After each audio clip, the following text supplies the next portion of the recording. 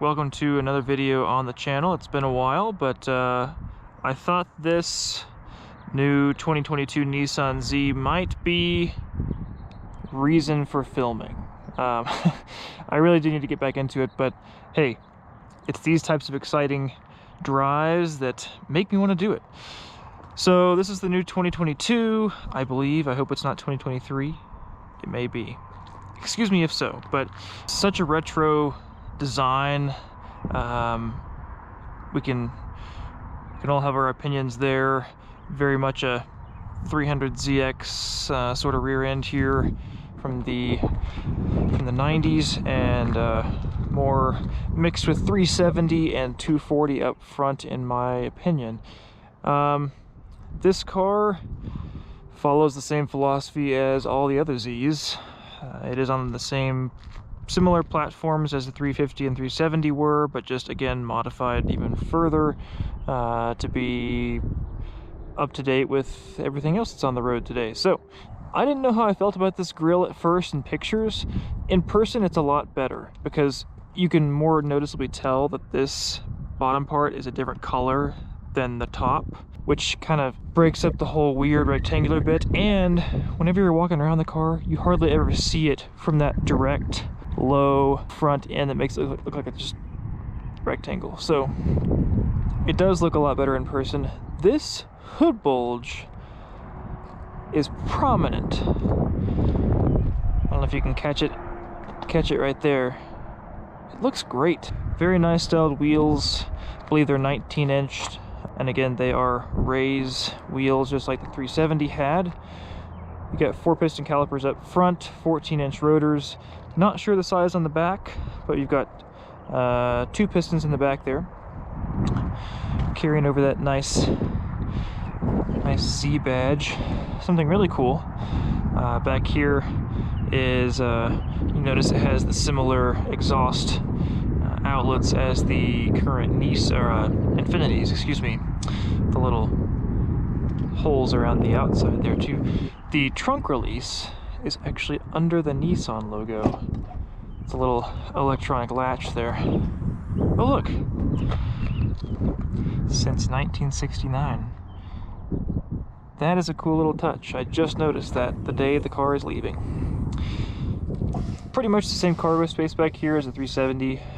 Not deep at all, but hey, you can figure out how to pack to take this thing anywhere, because you're going to want to. I sure do.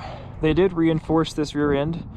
I saw a diagram of the chassis and everything, so that has been reinforced a good bit back there. This is hilarious. I don't know why they made this so large, but for such a small little cap, it's just so funny. The little quirks, right? So you have 255 Bridgestones up front, 275s in the back, I believe. Yes, you do retain that sort of double bubble-esque shape on the roof there, and a nice subtle little radio antenna carrying over that Z badge on the side as well, of course. These door handles I'm not a huge fan of.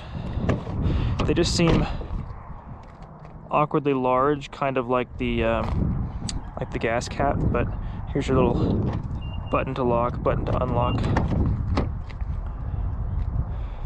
Take a look under the hood here briefly.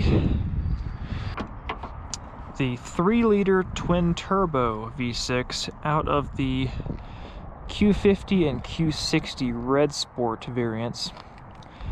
For those who don't know, that's the top-of-the-line version of the Infiniti Sports Coupe and sedans. They do include that strut tower brace, just like the 370 had.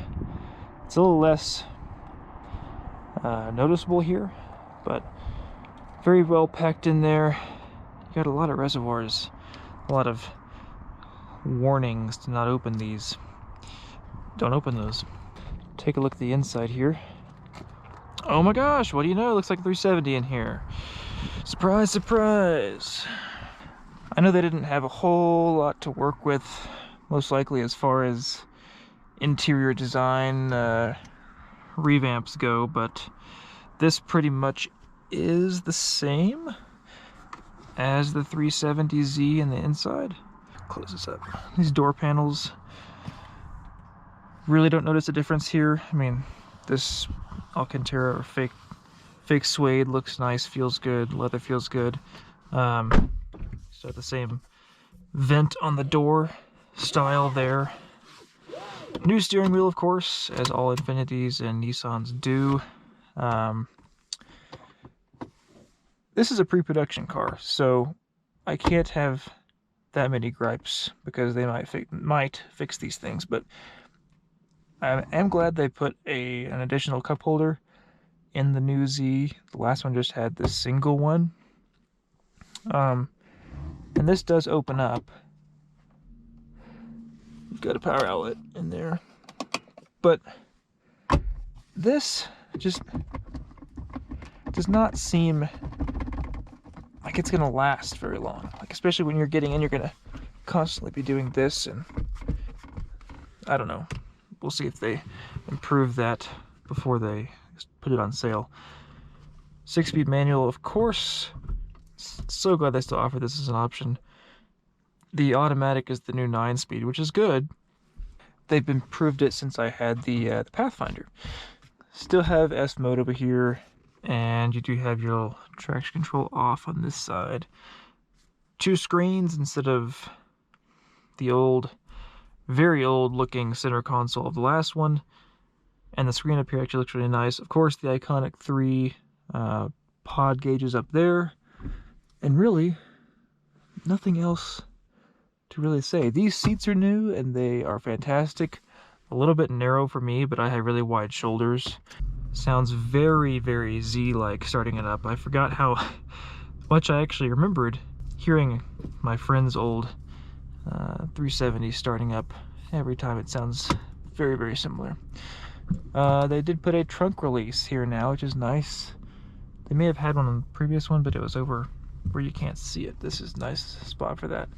Still have dual heated seats. And you do still have your seat forward and back adjustment and tilt on this side. So Apple CarPlay is standard on this system. I just disconnected my phone from it, despite wanting to show you what it looks like. Most of you have probably seen Apple CarPlay, so off the bat, engine note sounds like a Z. It's a good thing.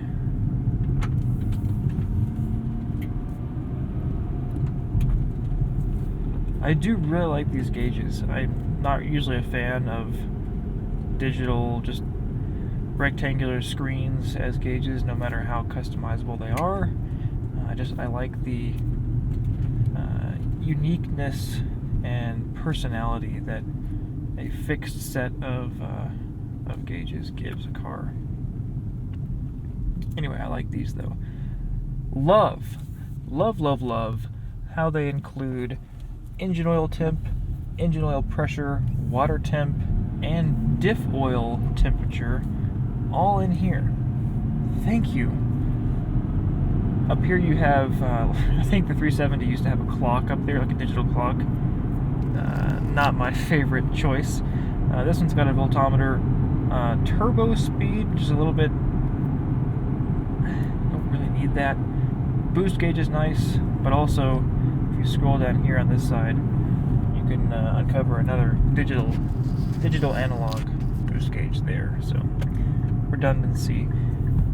I think I would switch out the turbo speed gauge for a trans temp gauge. I might suggest that, but you can also do that in the aftermarket. So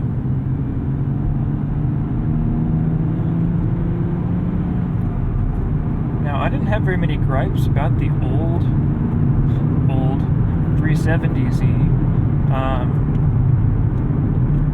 The only biggest thing for me being the steering wheel didn't telescope.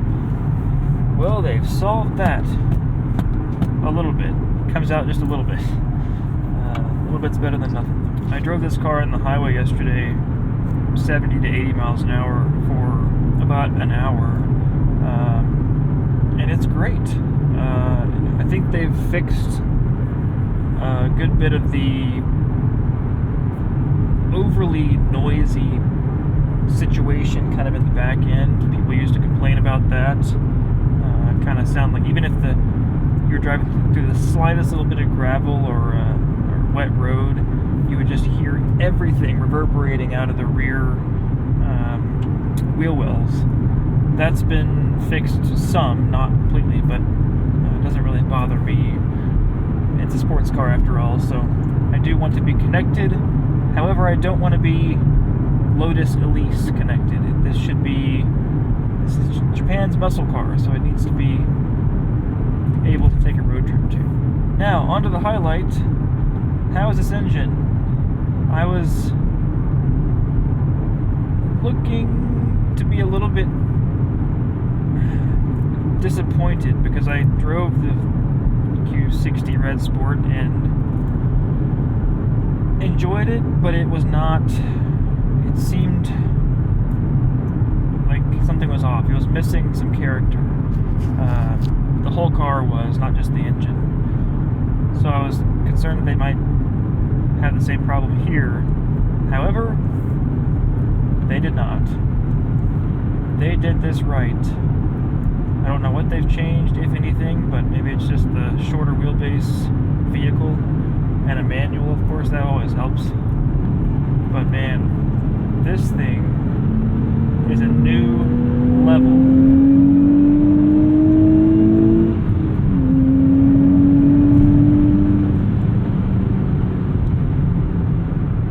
You can find yourself at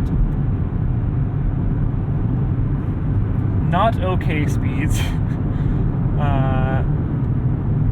too quickly, and that seems to be a trend with a lot of cars these days. But it is exhilarating, and they didn't drop the ball on the sound either. I don't think. I've been extremely fortunate enough to have also had some time in the past 6 to 8 months or so to also drive both Supras, the 2 and the 3 liter, as well as the new GR86. Of course, the Supras then were not manuals. I have not had to go in one of those yet, but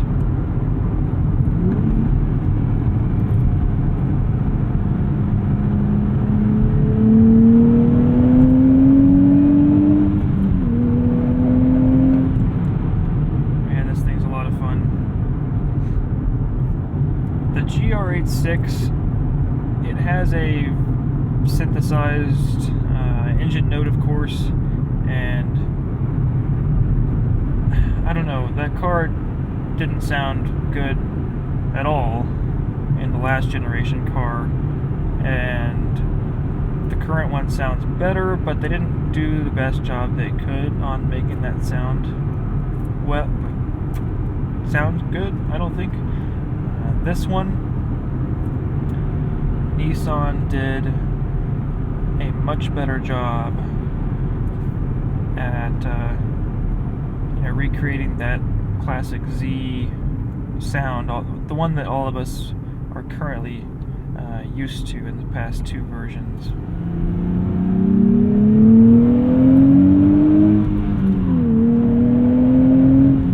Power does sort of die off right around 6,500. Peak torque you can access anywhere from 1,600 to 5,600, so you've got a huge range there. Even being in a higher gear, 5th or 6th, you're sitting at about 2,500 in 6th gear on the interstate at about 75. If you just kind of slowly mat the gas there, you can see the boost gauges just climbing up. It's really, really torquey, but it's not lacking for power either. 400 horsepower out of this car. I believe about 350 or so pounds of torque.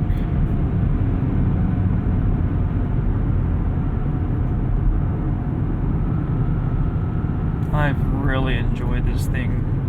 And I think for a starting price of right around $40,000, it is definitely a deal. If you can find them for that price. What I personally look for in a car like this is exactly what this is giving me.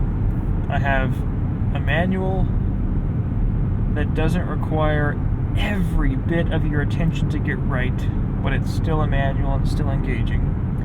You have steering that's actually, this is an electronic rack, brand new to this car, that used to have a hydraulic steering system. This, from my memory, and I'm having to think back to last time I drove a 370Z, which is a few years ago, this feels better to me, and it's rare these days for manufacturers to go from hydraulic to electric and get it better. So props to Nissan for that.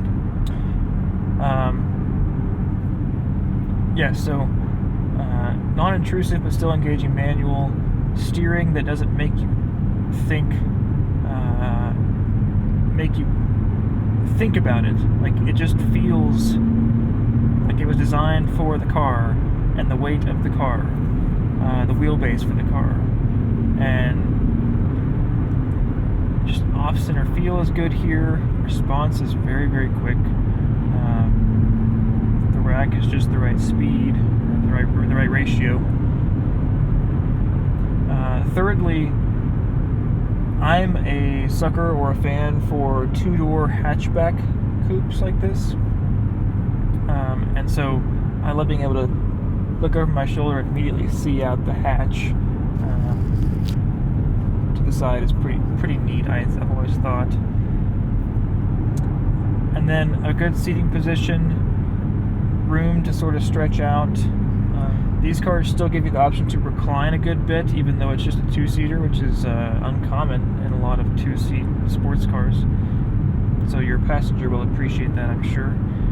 And the biggest celebration I have about this thing is the suspension.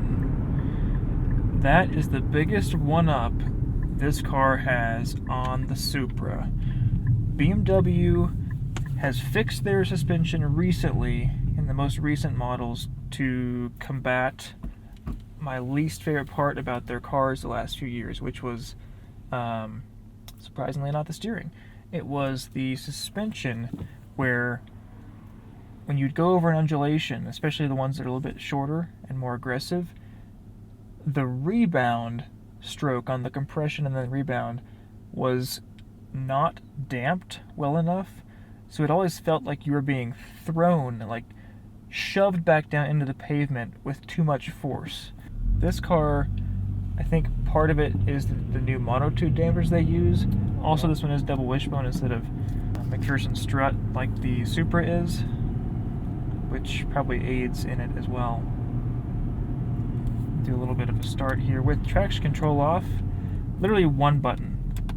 Who misses that? I do. This thing has so much torque.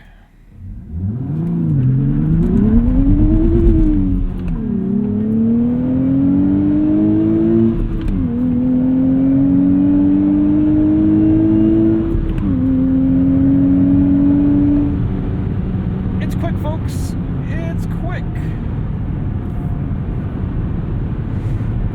Would I personally buy this or a 3-liter Supra with a manual? Granted, I haven't driven the car with a manual yet, but I have driven the automatic one, and I've driven this. And from what I think that car will feel like with a manual, I think I would take this. And I have to admit, I'm a little bit biased with my Japanese car ownership and love, but part of the reason I would take this is because it is fully, truly Japanese all the way through.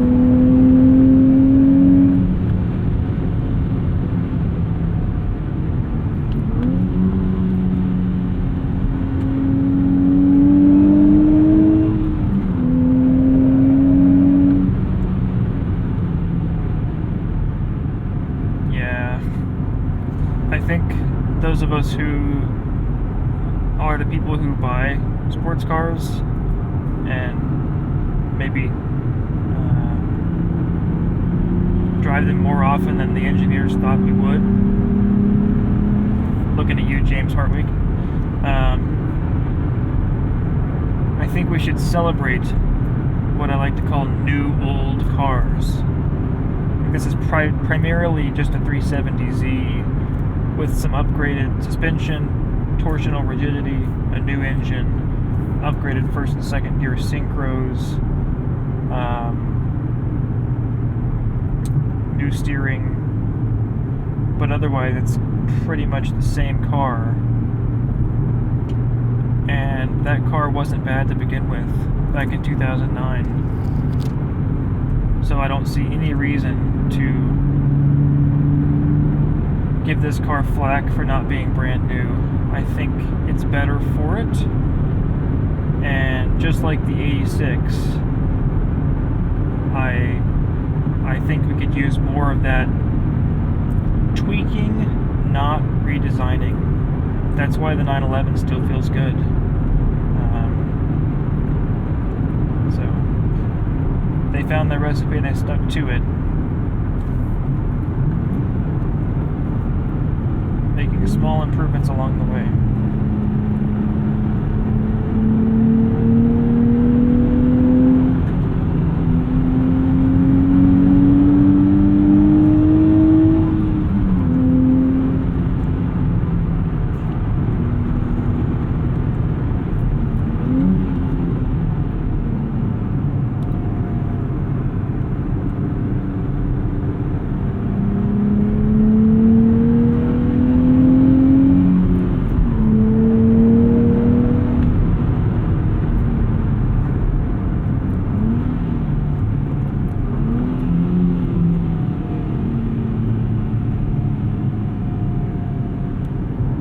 Overall, I really like this car, and I wanted to share it with you guys about how cool it really is. I love old new cars. My point about picking out the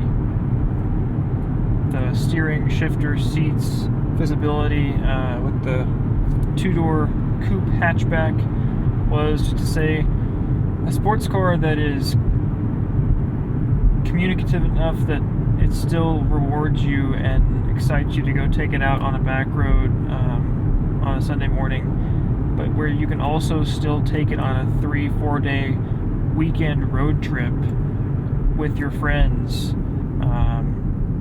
have a person along, have stuff in the back, but still be able to do those things along the way. That's what I like about this, and I've always liked about the Z's, is this is just slightly bit more refined than the old one, and because of that, it really helps the car to be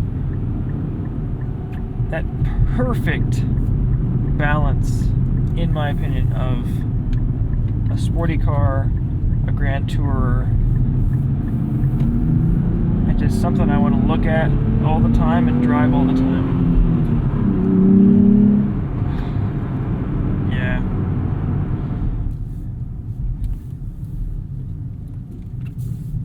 And I'll be looking forward to hearing your feedback.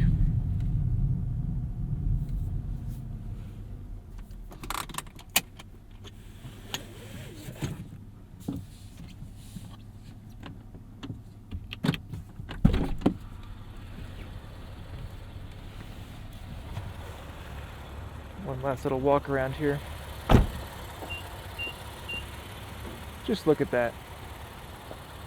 Freaking awesome.